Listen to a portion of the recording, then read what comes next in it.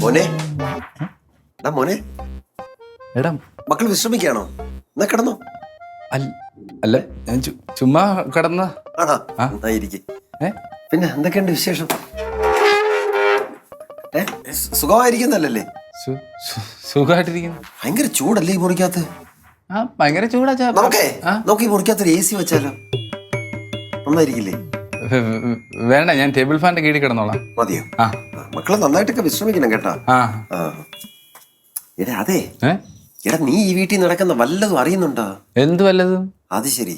എടാ ദമയന്തി കൊണ്ട് ഒരു രക്ഷയില്ലടേ. അവരെവിടെങ്കിലും കൊണ്ട് കളായി. അവരിപ്പോ എന്തു ചെയ്ത്? അവർക്ക് മേലിറങ്ങാൻ വയ്യ. എല്ലാം പാവം നിന്റെ അമ്മയെ കൊണ്ടല്ലേ ചെയ്യിപ്പിക്കുന്നേ. അല്ല, അച്ഛനല്ലേ അതിന് കാരണം. ഞാനാ? ഞാൻ എന്താ ചെയ്ത്? അച്ഛനല്ലേ അവർ ഉന്തിത്തള്ളി ഇട്ടത്.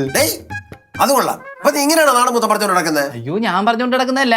ആ ചേച്ചി നാട് മൊത്തം പറഞ്ഞോണ്ട് നടക്കുന്ന അച്ഛനെ അവർ ഉന്തിത്തള്ളി ഇട്ടേന്ന്. ഇവരെ കൊണ്ട് വലിയ ശല്യമായില്ല. എങ്ങനെയെങ്കിലും ആ കേസിന് ഒന്ന് ഒഴിവാക്കി തന്നെ. അല്ല, നിനക്കാകുമ്പോ ഇങ്ങനത്തെ ഐഡിയകള് എന്തെങ്കിലുമൊക്കെ കിട്ടുമല്ലോ. ഐഡിയ ഉണ്ട്. അവരുടെ കറണ്ട് സിറ്റുവേഷൻ എന്താണ് ഇപ്പം? കറണ്ട് സിറ്റുവേഷൻ എന്ന് പറഞ്ഞാ അവര് ചുമ്മാ കാലം നീട്ടി ഇങ്ങനെ ആയിരിക്കും. നിന്റെ അമ്മയെ കൊണ്ട് എല്ലാ പണിയും ചെയ്യിപ്പിക്കും. അത് കൊള്ളാം.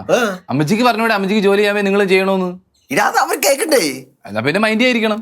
അതെങ്ങനെ എന്ന് വെച്ചാൽ ഇപ്പൊ എന്ത് പറയുന്നേ, അവർ ഒരു ഗ്ലാസ് വെള്ളം ചോദിച്ചെന്ന് വിചാരിച്ചു, ഒരു അരമണിക്കൂർ കഴിഞ്ഞിട്ട് അവർക്ക് കൊടുക്കാവും.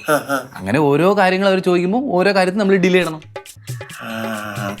അപ്പൊ അവർ നൈസായിട്ട് മനസ്സിലാവും നമ്മൾ അവരെ ഒഴിവാക്കുമെന്ന്. എടാ മോനെ, നീ കാഞ്ഞ ബുദ്ധി തന്നെ കേട്ടാ. അച്ഛൻ്റെ മോൻ സൂപ്പർ. അങ്ങനെ പറയാം. അങ്ങനെ അതല്ലതാ. അല്ല പിന്നെ എനിക്ക് വേറൊരു കാര്യം കൂടെ അറിയാനുണ്ട്. ഇനിയുണ്ടോ? അല്ല എനിക്കല്ല, എന്റെ ഒരു ഫ്രണ്ടിന്റെ കേസ്. ചൂടല്ലേടാ, അതാ ഞാൻ AC ഇട്ടരാന്നൊക്കെ നേരത്തെ ചോദിച്ചു. അങ്ങനെ നമുക്ക് അതിനെ പറ്റി ചിന്തിക്കാം. പിന്നെ പിണങ്ങിയിരിക്കുന്ന ഭാര്യ ഭർത്താക്കന്മാരെ തമ്മിൽ അടുപ്പിക്കാൻ എന്ത് ചെയ്യണം? പിണങ്ങിയിരിക്കുന്ന ഭാര്യയും ഭർത്താവിനെയും തമ്മിൽ കൂടുതൽ അടുപ്പിക്കാൻ എന്ത് ചെയ്യണം? അവര് ഓൾറെഡി പിണങ്ങിയിരിക്കല്ലേ, പിന്നെ എന്തിനാ അടുപ്പിക്കുന്നേ? അയ്യോ, അടുപ്പിക്കാനല്ല പറഞ്ഞത്, കൂടുതൽ ഇഷ്ടപ്പെടുത്താൻ. ഓ, ഇഷ്ടപ്പെടുത്താൻ, കാതല്ല. ഓ അത് അതിനെന്ത് ചെയ്യണോന്നാ ചോദിച്ചു. ഐഡിയ അതിനെന്ത് ചെയ്യണം? ഒരു ഐഡിയ. ഞാൻ ഒരു കാര്യം ഇവിടെ, അച്ഛൻ ഈ ഇങ്ങനെ പറയാൻ ഭയങ്കര, അച്ഛൻ്റെ മുഖത്ത് ഭയങ്കര നിഷ്കളങ്കത കേട്ടോ. സത്യം പറഞ്ഞാൽ അച്ഛൻ ചെയ്താണൊക്കെ എനിക്ക് ഫീൽ ചെയ്യുന്നത്. അല്ല, ഞാൻ പറഞ്ഞതേ ഉള്ളൂ. മക്കളെ, എന്റെ ഒരു ഫ്രണ്ടിന്റെ കേസാണ്, പക്ഷെ അച്ഛൻ ചെയ്താണൊക്കെ അച്ഛൻ എൻ്റെ അടുത്ത് പറയുന്നത് എനിക്ക് തോന്നുന്നത്.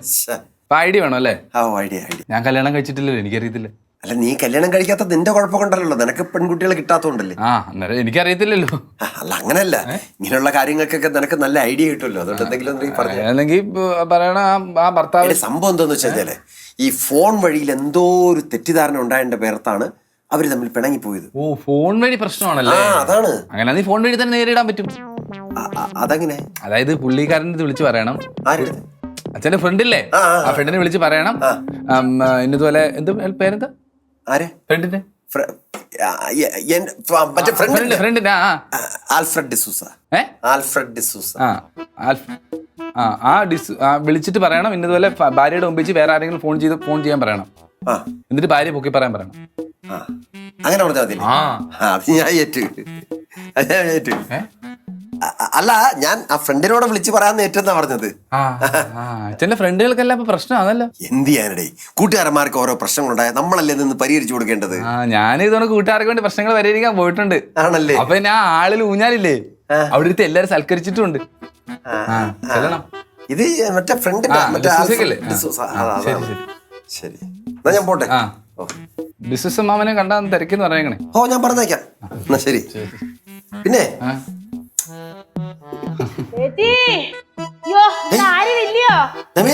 കേട്ടത്